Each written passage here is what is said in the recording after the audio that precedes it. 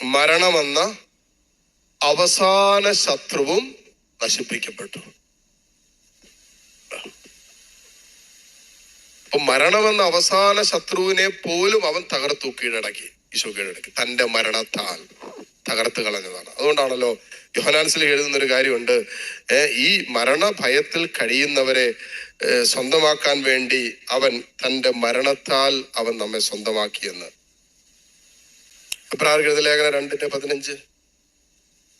അത് മരണത്തിന്റെ മേൽ അധികാരമുള്ള പിശാചിനെ തന്റെ മരണത്താൽ നശിപ്പിച്ച് മരണഭയത്തോടെ ജീവിതകാലം മുഴുവൻ അടിമത്തത്തിൽ കഴിയുന്നവരെ രക്ഷിക്കുന്നതിന് വേണ്ടിയാണ്. ഈ ഭയം നമ്മുടെ മനസ്സിൽ കയറും എപ്പോഴെങ്കിലും. ഹല്ലേലൂയ.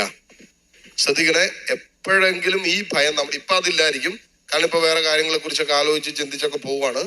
പക്ഷെ ചിലപ്പോൾ ചിലര് അവസാന നാളുകളിലേക്ക് എത്തിക്കുമ്പോൾ മരണഭയം ഉണ്ടാകാം, അല്ലെങ്കിൽ അങ്ങനെയുള്ള ചില ജീവിത അനുഭവങ്ങളിലൂടെ കടന്നു പോകുമ്പോൾ ഉള്ളിൽ ഒരു മരണഭയം ജനിക്കാം. അങ്ങനെയുള്ള സംഭവങ്ങൾ കാണുമ്പോൾ നമ്മുടെ ഉള്ളിൽ ഒരു മരണഭയം ഉണ്ടാകാം. അപ്പൊ മരണഭയം നമുക്ക് എല്ലാവരുടെ ജീവിതത്തിൽ എപ്പോഴെങ്കിലും ഉണ്ടാകും. മരിക്കോ എന്നുള്ള പേടി. പേടിക്കാതിരുന്നാ മരിക്കോ?